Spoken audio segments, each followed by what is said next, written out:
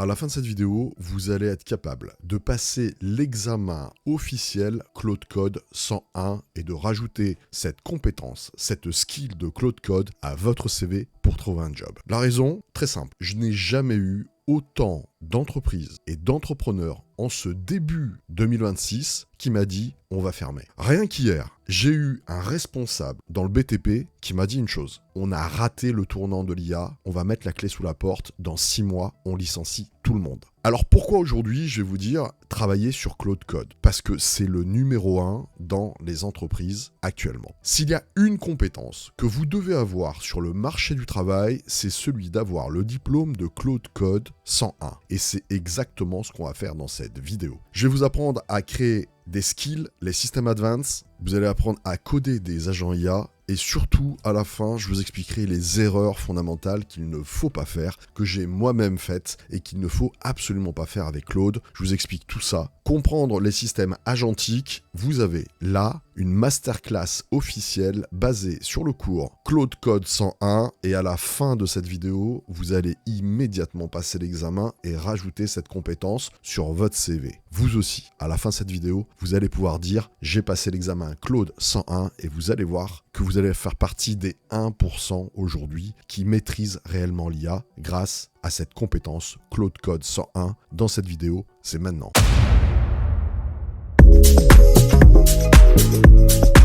Mon objectif, c'est que vous soyez capable, vous aussi, de passer l'examen de l'Académie d'Anthropique et d'avoir le certificat à la fin. Alors, le prérequis, c'est qu'il va falloir installer, bien sûr, Claude Code, avoir un compte Claude Pro Max ou Entreprise. Et avant tout, je m'adresse à ceux qui sont ingénieurs, développeurs et les expérimentés au niveau de Claude. Alors, qu'est-ce que c'est Claude? Ça, c'est le premier point qu'on va éclaircir, comprendre qu'est-ce que c'est qu'un système agentique par rapport à un chatbot classique. Et on va comprendre comment on va configurer, dans les grandes lignes, les fonctions de Claude, les workflows et comment on personnalise le fonctionnement de Claude. Alors, qu'est-ce que c'est que Claude? Avant tout, c'est un système qu'on va définir comme un agent IA. Alors, qu'est-ce que c'est qu'un agent IA? C'est quelque chose, en fait, qui est conçu pour prendre des décisions. Et pour prendre des décisions, il faut qu'il puisse collecter de l'information, interrompre l'utilisateur en lui posant des questions, prendre des mesures, c'est-à-dire qu'il faut qu'il soit capable de définir des scores et des résultats qu'il doit vérifier selon des critères. C'est l'ensemble de ces éléments qui vont permettre à Claude de mettre en place, à partir de votre prompt, la boucle agentique. Dans un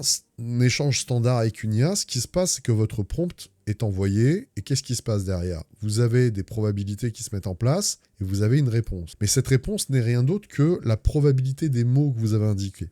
C'est pas un vrai travail de fond. Le changement du système agentique, c'est que le modèle, en fonction de votre demande, va extraire certains éléments de contexte. Ça peut être du RAG, ça peut être de la recherche internet, ça peut être des fichiers, ça peut être de l'image. Donc il faut cadrer ce que vous voulez utiliser. Ensuite, il va prendre des décisions. Qu'est-ce que je fais de cette data? Comment je vais l'organiser? De quoi j'ai besoin pour travailler sur la data? Et ensuite, il faut qu'il vérifie les résultats. Alors, pour être très honnête avec vous, le fait qu'ils prennent des actions, on va dire que c'est à peu près bien développé chez les modèles. Ils savent quand est-ce qu'ils doivent se connecter à Internet ou lancer du code. Mais vérifier des résultats, il ne sait pas ce qui est bon ou ce qui est mauvais. Une IA, c'est pas un système qui sait à l'avance si une information est juste ou fausse. Il a seulement comme comparaison les données d'entraînement. Et si les données d'entraînement, globalement, lui indiquent que des informations vont dans un sens, eh ben, il sait que ce type d'informations vont dans un sens. Mais si vous lui donnez les datas de votre entreprise en lui disant est-ce que mon chiffre d'affaires peut être amélioré, augmenté, ce type d'information, si vous voulez, l'IA, elle peut pas vous la donner de cette manière parce que il n'a pas d'élément de comparaison. Donc là, c'est vous qui allez devoir, en fait, coder les actions et les méthodes de vérification et de calcul pour que le modèle exécute un travail. Donc la conception du système agentique, c'est d'être capable de construire chacun des blocs pour faire exécuter du travail. Et c'est pas simplement « Salut, je m'appelle Fabrice, je suis ingénieur IA, maintenant je fais des vidéos YouTube, donne-moi le prompt magique pour la vidéo YouTube. » Le problème, c'est que cette façon en fait d'interagir, c'est une absurdité qui fait que maintenant que vous l'avez compris, une boucle agentique, elle est fonctionnelle que si un modèle a reçu cette compétence et cet apprentissage.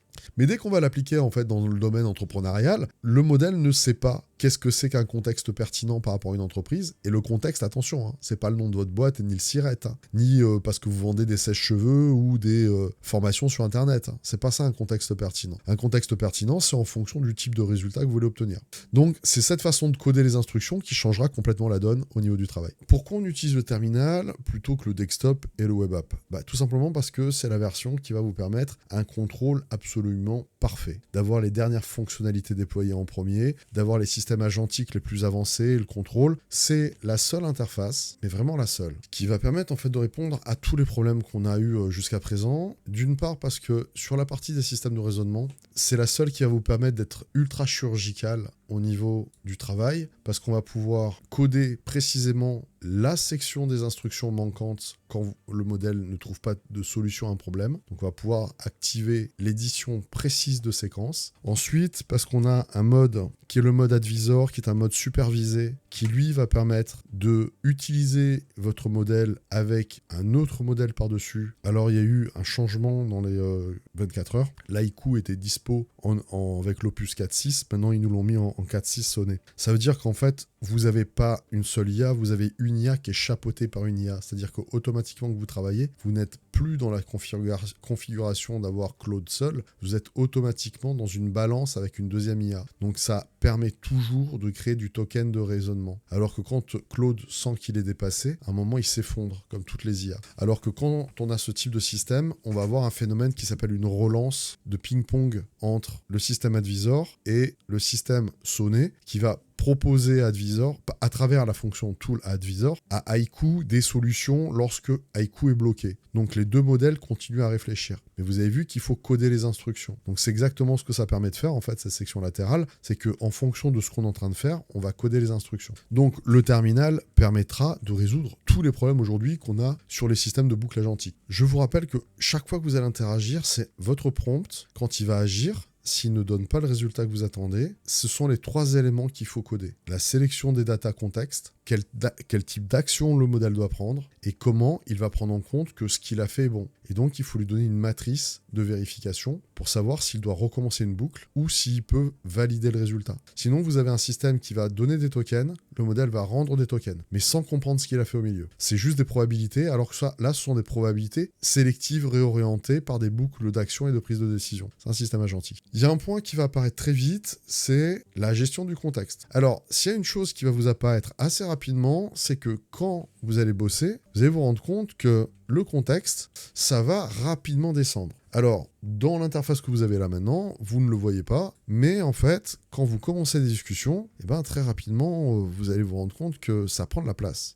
Et cette place, elle a un impact significatif sur le fonctionnement du modèle. Et ça, c'est la jauge de remplissage de mon contexte. Alors, comment on fait pour le nettoyer? Je vais vous montrer, on met une fonction qui s'appelle une fonction clear. Ça permet de nettoyer le contexte et de remettre tout à zéro. Et là, je pars à zéro. Alors, qu'est-ce qui se passe quand je fais une fonction clear? Globalement, je nettoie tout. Mais en fait, ce qu'il faut savoir, c'est qu'il n'y a pas l'intégralité du contexte qui est disponible. Il y a une partie de l'information, c'est ce que je vais vous faire découvrir, qui est occupée par de l'information qui est, pour vous, non visible, mais qui est tout à fait présente dans le modèle. Cette fonction, c'est la fonction /contexte. Ne vous inquiétez pas, on reverra plus en détail l'ensemble des fonctions, mais ça vous permet de comprendre comment s'architecture l'ensemble. Ici, on visualise en fait la cartographie du remplissage de la mémoire du modèle. Et ça vous donne une chose.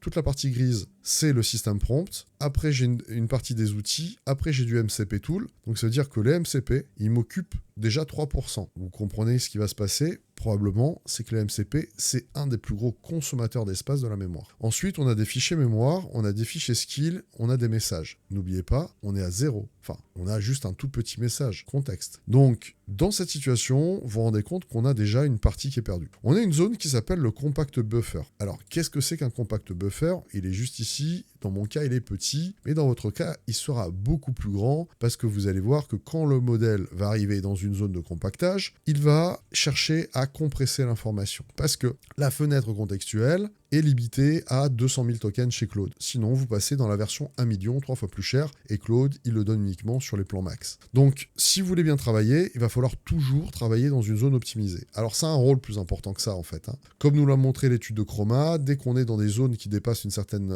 quantité de tokens, on a une perte de qualité, en fait, de compréhension des contextes. Et cette perte de compréhension de contexte, elle est aussi en relation avec 1. Le nombre de questions que vous posez, 2. La qualité de la question que vous posez, 3. Combien il y a de distracteurs à l'intérieur de votre document, donc dans votre data. Donc plus on va rajouter d'éléments perturbateurs, plus le contexte va être parasité et le modèle va avoir besoin à un moment de compacter et donc de faire de la place pour rester dans les 200 000 tokens. Donc on peut activer manuellement avec la fonction compact. Donc dans ce cas-là, vous basculez dans l'interface, vous donnez une fonction compact, mais je vous le dis déjà, il y a quand même un problème. La fonction compact, elle a un avantage, un inconvénient. Vous ne contrôlez pas vraiment ce que vous allez compacter, sauf si vous appuyez espace et vous rajoutez des options de custom summarization instruction. C'est qu'on verra plus tard. Autre point, quelle est la différence entre la fonction compact et la fonction clear ? On reverra plus tard. La fonction clear efface l'intégralité du content, ce qui va vouloir dire que quand vous allez recommencer la discussion, eh bien, ce qui va se passer, c'est que le modèle va devoir recharger l'intégralité de l'information. Et quand vous faites un compact, il va compresser l'information dans une zone de compression de mémoire. Ce qui veut dire que vous avez entre 15 à 22% qui sont alloués à la mémoire. Donc, vous n'avez plus 200 000 tokens. Vous avez le prompt system, les outils et 20% de la mémoire. Bref, il vous reste pas plus de 150 000 tokens pour travailler. Alors moi, personnellement, dans mon interface, vous l'avez peut-être remarqué, je l'ai désactivé. Je vous expliquerai comment le faire, mais dans mon cas précis, je préfère ne pas avoir de compression et gérer manuellement en échangeant des fichiers memory et en utilisant moi-même des méthodes de compactage. Ça permet d'avoir 20% de plus de zones de travail et ces 20%-là me permettent de... Si vous souhaitez aller plus loin dans la maîtrise de l'IA, en 15 jours, vous allez être capable de passer de simples utilisateurs de ChatGPT à entrepreneurs, salariés, capables de construire des systèmes IA utiles, propres et auditables, activables dans le domaine de l'entreprise. Vous allez apprendre à déployer, structurer et rendre rentable vos abonnements IA. Imaginez un abonnement de ChatGPT à 20$ par mois qui va vous produire peut-être 30% de plus en productivité. Dans cet écosystème, je vais vous mettre en place 30 agents IA préconfigurés, des outils, 80 heures de cours que vous faites à votre rythme, les mises à jour sont incluses et je vous apprends les toutes dernières technologies de création d'agents IA pour optimiser votre temps, votre travail. Toutes les infos sont en description. Alors, comment fonctionne Claude Code par rapport à l'interface classique? Disons que ce système-là est basé sur un mode qui s'appelle un système d'approbation. C'est-à-dire que le modèle va vous dire « Souhaitez-vous confirmer une action ?» Je vais vous donner un exemple. Alors, pour ce faire, il faut être en mode standard, c'est ce qu'on est. Là, on est en mode standard. Pour savoir dans quel mode vous êtes, globalement, vous avez la commande config. Et dans la config, en cliquant Entrée, vous allez avoir différentes informations dont on va parler au sein de la vidéo rapidement. La notion d'auto-compact, on y reviendra. Le raisonnement, la récupération de sessions, l'analyse de code, le verbose output et les fameuses permissions mode. Donc le système de permission, vous voyez qu'il y a plan, accept, don't ask, défaut. Donc le système défaut, c'est un système qui va, vous l'avez compris, poser des questions, mais dans certaines conditions. En fait, il y a ce qu'on appelle des fonctions. Les fonctions, globalement, c'est des fonctions, si on lui demande de faire la liste, ça vous permet de voir déjà une fonction qui est la fonction de définition des modèles. Donc là, je vais être sur un modèle qui s'appelle Haiku. Ce modèle Haiku, je vais basculer dessus et je vais lui dire que je vais être en effort faible de raisonnement. Parce que globalement, je n'ai pas besoin de beaucoup de puissance de calcul et de raisonnement pour effectuer cette tâche de générative en termes de probabilité de token. Liste-moi l'ensemble des tools au format tools, nom du tools, c'est de ma faute, j'ai appuyé le mauvais bouton. Indique-moi la liste des tools disponibles avec Claude CLI en indiquant les MCP search, edit, grip, grab, etc. Structure en format key value, key nom du tool, value définition. Donc l'outil a un ensemble de fonctions et ces fonctions sont pour un certain nombre non limitatives, c'est-à-dire qu'il peut s'en servir sans vous poser la question. Par contre, dès qu'il va s'agir de modifier un fichier, d'effacer un fichier ou d'éditer un fichier, ça c'est les 3 conditions qui fait qu'il va vous poser la question. Donc ça c'est le système d'approbation. Après, vous avez vu qu'on a une fonction auto-accept et après on a une fonction plan mode. Alors pour être ultra bref, on va voir déjà l'ensemble des éléments qu'il va vous lister. C'est normal, hein, il prend du temps parce qu'il regarde l'ensemble des répertoires pour comprendre quels sont les outils dont je dispose. Il fait un call sur l'MCP, donc il va me faire un feedback sur l'MCP actif. Allez, il va mettre tout ça en format key value et voici la liste et c'est plutôt cool. Alors vous voyez que sur le MCP officiel, on a du GitHub, du file system, du playwright, donc c'est prise de contrôle de page web avec les navigateurs, du Postgre, MongoDB, requête de base SQL, Stripe, Notion, Slack, Gmail, Jira, Asana, Figma, Sentry, etc., Zapier, Airtable, PayPal, MCP. Donc on a en fait un ensemble d'outils qui peuvent être des outils qui peuvent être dangereux. Je parle notamment du fait qu'on peut accéder à votre discussion Slack, à votre boîte Gmail, Jira, vos CRM Asana, ce qui fait que globalement, il y a des choses, si vous voulez, que vous ne voulez pas que le modèle fasse. Donc c'est pour ça que, par défaut, dans ce genre de conditions, le modèle va vous poser la question qu'est-ce que tu veux faire. Le système auto-accept, je vais vous montrer en fait différentes conditions. Vous appuyez sur le bouton Mage et tabulation. Et regardez ce qui va se passer. Je vais vous montrer un tout petit peu l'écran. Je vais sortir là de la réponse pour vous montrer Mage, tabulation, Accept Edit On, donc acceptation des modifications. Ensuite plan mode et ensuite bypass permission, c'est l'auto-accept. Donc et ça c'est le mode par défaut. Donc ça c'est déjà 3 conditions qui nous montrent comment on peut interagir dans 3 conditions différentes. La boucle agentique, c'est je rentre donc une requête, le modèle recueille les informations, il vérifie ce que vous lui demandez en fonction des résultats que vous lui avez donnés. Et il va exécuter l'option d'écriture ou d'édition uniquement si vous l'autorisez. Écrit un nouveau fichier dans le répertoire projet, un fichier nouveau fichier test.md. Donc si je lui pose ce type de question et que je lui demande d'exécuter quelque chose, en mode par défaut, il va me poser la question. Option 1, souhaitez-vous que je le fasse? Option 2, oui, j'autorise toutes les éditions pour cette session. Numéro 3, je refuse. Et là, je tape je refuse. D'accord? Donc ça, c'est le format de fonctionnement. Si on n'est pas suffisamment clair, le danger, c'est que effectivement, le modèle peut aller modifier des fichiers, détruire des fichiers, écraser des fichiers. Donc il faut cadrer son fonctionnement du système. Alors, comment fonctionne l'optimisation d'un flux de travail dans ce type d'interface? L'idée, c'est toujours le même système. C'est la notion d'explorer, planifier, coder, valider. Ça veut dire en fait quelque chose qui est très important. C'est-à-dire que pour pouvoir fonctionner, la première chose à faire, c'est d'explorer. Donc la première étape, vous le voyez, c'est le plan mode. Alors comment on l'active? Il y a plusieurs façons de l'activer, mais je vais vous montrer la méthode la plus simple. Vous allez sur Mage, Tab, et vous activez le plan mode. Vous allez voir que en basculant en plan mode, je bascule de modèle. Vous allez voir, je suis en haïku, je passe en sonnet. Je vais vous le montrer, je suis en sonnet, je rappuie, je passe en haïku. Ça veut dire qu'en fait, quand je passe en plan mode, je passe à un modèle supérieur pour planifier. Et si j'ai besoin de plus de capacité de raisonnement, je vais changer la variable effort sur mon système. Et donc, il faut que je lui donne la valeur. Donc, c'est une key value, c'est effort. Et donc, je lui dis que j'ai besoin d'un effort médium. En fonction de la profondeur du niveau de raisonnement, je change mon niveau de raisonnement du modèle.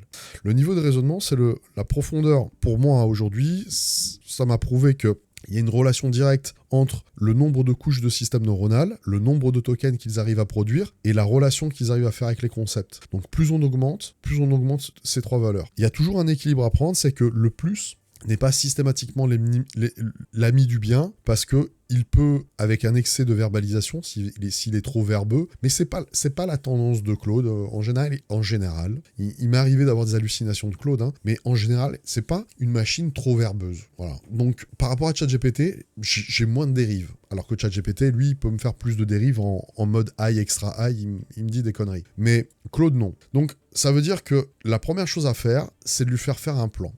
L'idée, c'est que le système soit capable, si vous voulez apprendre à utiliser l'IA de manière professionnelle et scaler votre travail, rendez-vous dans Maîtriser le meilleur de l'IA 2026. Vous allez apprendre à être un entrepreneur certifié qui automatise son business en moins de 15 jours. Étant donné que l'IA, aujourd'hui, c'est un domaine extrêmement dynamique. Vous avez l'intégralité des mises à jour qui sont incluses. On est les number one au niveau des updates. Vous avez plus de 85 heures de cours que vous faites à votre rythme. Tous les modèles principaux d'IA sont présents dans cette formation. Vous avez ChatGPT, ChatGPT Codex, les agents IA et bien entendu Claude Cowork, Claude CLI. Vous allez devenir pro avec une trajectoire claire, un vrai niveau professionnel. Vous allez apprendre à nourrir un agent IA avec vos données de manière exploitable, propre et utile. Rendez-vous dans les formations juste en description d'optimiser mon espace de contexte à ma manière. Le point qu'il faut faire attention, c'est attention au MCP. 10 serveurs MCP, c'est 80 000 tokens de fenêtres contextuelles. Alors, quand utiliser Clear, quand utiliser le compact? Ça, c'est un sujet super intéressant qui me paraît très important d'aborder. Ce qu'il faut savoir qu'un Clear, ça va effacer tout. Donc, ça veut dire comment vous faites un Clear? Ce qui va se passer, c'est qu'il va falloir recharger tout le contexte d'usage. Donc, d'une manière ou d'une autre, ce qui va vous coûter, c'est que vous allez renvoyer, vous allez voir ici, je vais vous montrer une autre discussion, quand vous travaillez, vous avez ce qu'on appelle une zone qui est en cache et une zone d'écriture. Le zone qui est en cache, c'est ce qui est envoyé sur les serveurs. Ça, une fois que c'est en cache, vous l'avez payé. Ça, ce qui est envoyé, c'est ce qui vous reste encore à nouveau à payer. Et ça, c'est la réponse de la sortie. Donc, quand vous avez en fait tout fait un clear, il faut tout renvoyer le cache. Donc, ça veut dire qu'il faut repayer les tokens. Alors, si votre discussion elle part dans une mauvaise direction et que vous avez des problèmes d'hallucination, d'aléatoire et de comportement, vaut mieux partir sur un clear. Voilà, on nettoie le cache. Mais si on veut garder la cohérence et au contraire que l'ensemble de la discussion est bonne, faut garder le cache. Donc, il ne faut pas faire de clear, il faut faire un compact. Ça, c'est les 2 points qui sont hyper importants à comprendre pour optimiser le travail et les coûts dans le système. À quoi ressemble un beau fichier Claude.md, un système prompt? Alors, ça ressemble pas à « tu es un spécialiste qui a 15 ans d'expérience ». Non, c'est étonnant. Hein. Ça ressemble pas au prompt parfait des influenceurs de YouTube en disant « tu es un spécialiste qui sait faire des vidéos YouTube et tu as les meilleures pratiques pour devenir riche très rapidement et tu sais comment me faire travailler pour partir à Dubaï et gagner 10 000 € par mois sans compétences ». Non, ça ressemble à ça. Ça, c'est un projet Next.js, tu utilises le système router, Tailwind, and Orm, et tes commandes, c'est celle-ci, et ton code, c'est celui-ci. Voilà à quoi ressemble un système prompt. Et oui, ça n'a rien à voir avec ce que vous avez sur les réseaux sociaux. Et c'est pas moi qui le dis, c'est la documentation officielle d'Anthropic. Mais ça tombe bien, c'est exactement ce que je vous apprends depuis le début, donc on est dans la bonne direction, pendant que vous avez des charlots qui continuent à faire des prompts magiques sur YouTube et LinkedIn. Parce que j'en ai vu que pas mal. Alors, pourquoi c'est aussi court? Parce que les modèles Claude.md, ce sont des sections qui sont lues au démarrage de tous les systèmes. Chaque fois que vous recommencez une discussion, c'est les systèmes qui sont lus. Il est destiné à faire fonctionner l'ensemble de toute l'architecture. Alors, vous allez comprendre qu'on peut faire différents types de Claude.md, donc on met pas à l'intérieur 30 pages, non. On met en général 200 lignes, maxi 500, dans un formatage défini. Et ce document, qui va être ensuite des éléments secondaires, en fait, on fait des fichiers secondaires. C'est-à-dire qu'on fait un peu ce qu'on fait avec les skills, on fait des renvois avec @renvoi, va lire tel document pour telle situation. C'est un petit peu comme si vous disiez, j'ai laissé un post-it dans un endroit, et c'est comme ça que tu dois fonctionner. Alors pourquoi on fait ça? Parce qu'on se rend compte que dans le fonctionnement d'une IA, plus vous êtes compact, mieux l'IA elle fonctionne. Et ce qu'on essaie de faire, c'est de l'ingénierie de prompt. C'est-à-dire que dans votre workflow, ce qu'on essaye surtout d'éviter, c'est qu'en fait vous dites, bon, je vais balancer 35 pages de mon prompt parfait et le modèle, il va faire avec. Non. Les modèles, ils ont une saturation d'instructions qui fait que si vous mettez trop d'instructions dans les systèmes prompt, le modèle va avoir du mal dans son système neuronal à comprendre ce qu'il a à faire. Donc, les systèmes prompt qui sont à la racine de votre Claude, vous en avez plusieurs, hein, c'est le fonctionnement de base du modèle. Pour visualiser, vous baissez ici, voilà. Et vous voyez qu'en fait, j'ai mis des règles de fonctionnement et je me suis protégé contre l'effacement des DLL ou de certains éléments. Et je lui ai posé un comportement simplement d'ambiguïté. Il n'y a pas beaucoup plus. Dedans, si j'ai 30 lignes, c'est le bout du monde. Donc, c'est pas ici que ça va se jouer. Toute l'architecture, en fait, va se jouer dans un autre fichier qui va s'appeler les systèmes agents. Et c'est ici que ça va se jouer. Donc, dans les sections agents, vous allez avoir des systèmes qui vont agir. Alors, pourquoi ce n'est pas le même système qu'à l'intérieur de Claude du système principal ? Je vous explique. Parce que quand vous allez bosser, en fait, ce qu'il faut faire, vous l'avez vu tout à l'heure, c'est que vous allez avoir des fenêtres contextuelles. Ces fenêtres contextuelles, vous allez vous rendre compte que vous allez les remplir à très grande vitesse. Et avec une recherche web de 10, 20, 30 pages, vous allez remplir 40% de la fenêtre.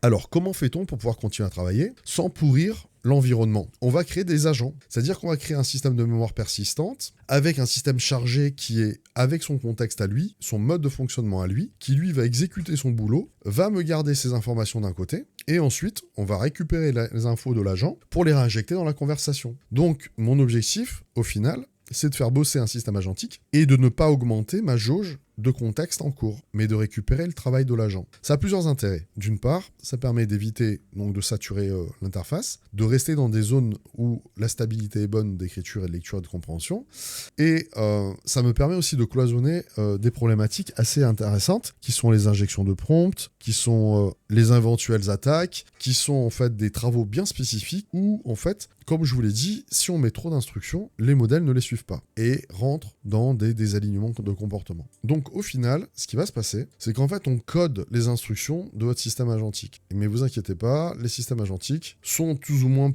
codés sur les mêmes instructions de base. C'est-à-dire que quand on a compris les structures des skills, vous allez voir que la structure est sensiblement assez proche. Vous avez un ensemble d'outils autorisés, des outils interdits, quelles sont les informations d'input, quelle est la version de déclenchement de l'outil, quel est le modèle qui tourne, est-ce qu'il a un nombre limité de cycles qu'il peut faire, et ensuite le mode du workflow de l'agent. Voilà, grosso modo, comme vous voyez, c'est pas trop compliqué en soi, c'est une sorte de, moi j'appelle ça des mini-clouds spécialisés auxquels on va donner des tâches spécifiques. Donc l'idée, en fait, si on revient à l'époque des GPTs de ChatGPT, en fait, vous faites une batterie de GPTs. Voilà.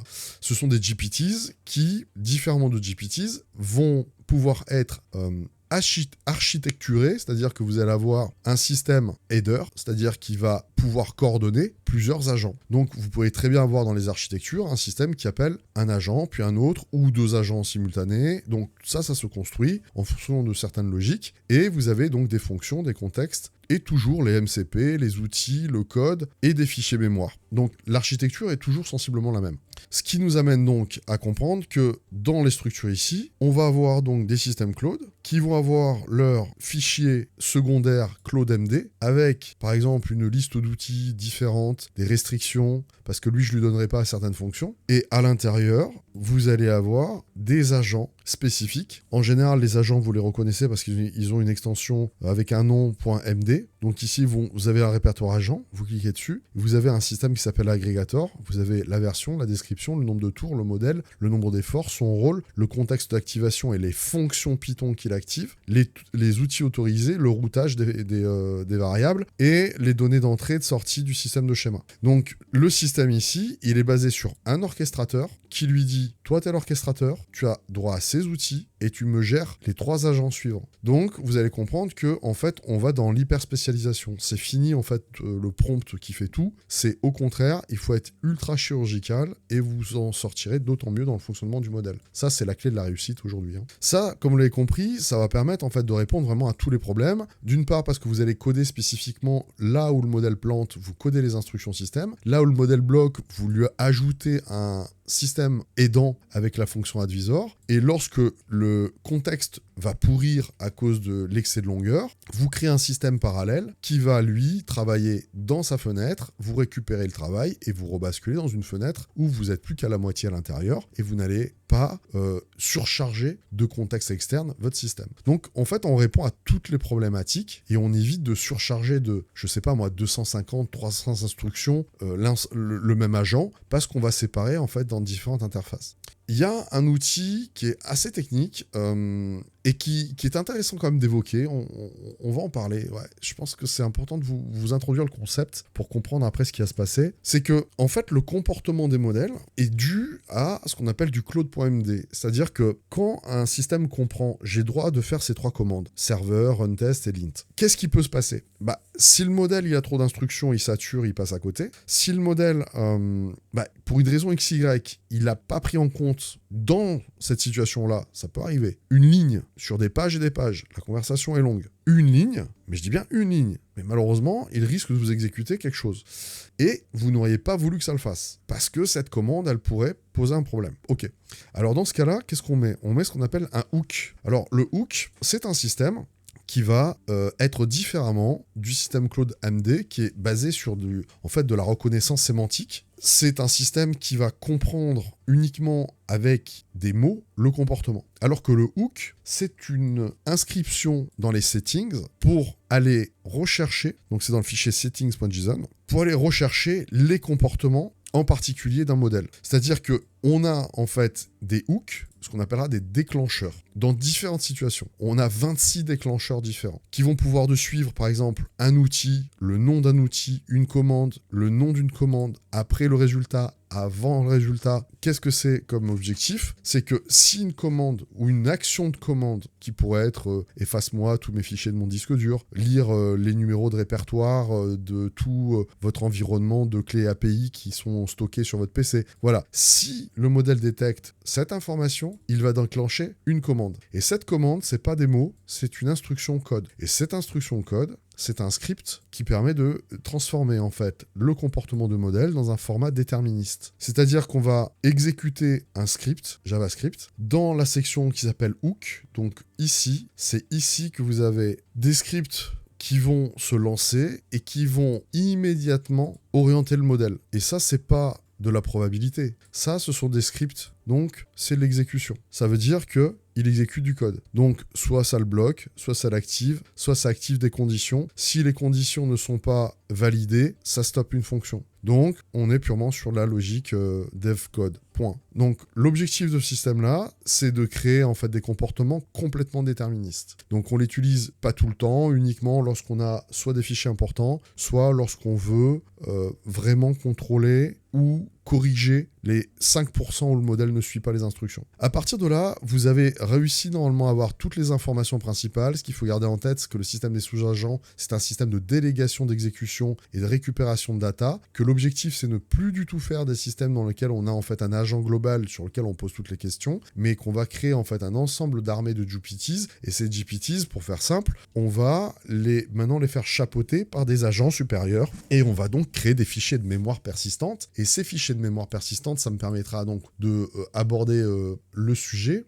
C'est quand vous créez en fait dans un répertoire de travail, vous allez en fait, ici on a un répertoire agent, dans le répertoire ici agent, alors il faut regarder, hein, il faut prendre l'habitude de regarder, ça ce sont tous les fichiers qui sont à l'intérieur du système agent. On peut créer une mémoire, pour le moment je vais faire simple pour pas vous compliquer la chose, qui peut être, on en a une ici, soit dans le répertoire des agents, donc ça veut dire qu'un seul agent centralise l'écriture et tous les agents peuvent le lire, soit à l'intérieur du projet batch, c'est-à-dire qu'on considère que tout le projet peut avoir une mémoire, donc il n'y a pas une seule mémoire, on peut créer plusieurs mémoires. C'est le message que je veux vous faire passer. Donc ça veut dire que les fichiers d'échange, il faut les architecturer en fonction de la manière dont les agents vont communiquer entre eux pour créer de la mémoire persistante. Et il y a un autre sujet qui sont la notion des compétences skill. Alors quelle est la différence en fait entre un système skill? Les mémoires memory et les fichiers cloud sont des fichiers qui sont toujours chargés en intégralité dans toute l'architecture. Donc vous avez compris qu'il peut y avoir plusieurs clouds et plusieurs memory. Et donc c'est un système cumulatif. Les systèmes skill qui sont ici, c'est des chargements progressifs. C'est-à-dire qu'il n'y a que les 200 premiers caractères qui sont chargés et vous avez que le reste qui est chargé intégralement uniquement si les conditions sont remplies. Ce qui rappelle que quand vous lancez en fait un contexte, ça vous explique pourquoi les skills occupent que dalle en place et pourquoi, par exemple, les MCP ou les memory, alors que j'ai rien, vont occuper beaucoup plus de place. Tout simplement parce que tous les fichiers memory sont lus dans une logique de répertoire et tous les fichiers MD sont additionnés. Donc vous avez le MD principal, vous avez mon tout petit MD qui est ici, et c'est très bien qu'il soit tout petit. Et donc, il vaut mieux faire du chargement progressif skill dans certaines conditions. La question, c'est de bien équilibrer de ne pas mettre de superflu, parce que vous comprenez que ce contexte, vous allez très rapidement le charger, et ça va impacter négativement votre zone de travail. Maintenant, vous êtes armé, vous allez pouvoir passer l'examen Claude de Anthropic, de l'académie. À vous de jouer, j'ai mis 60 secondes, à votre tour.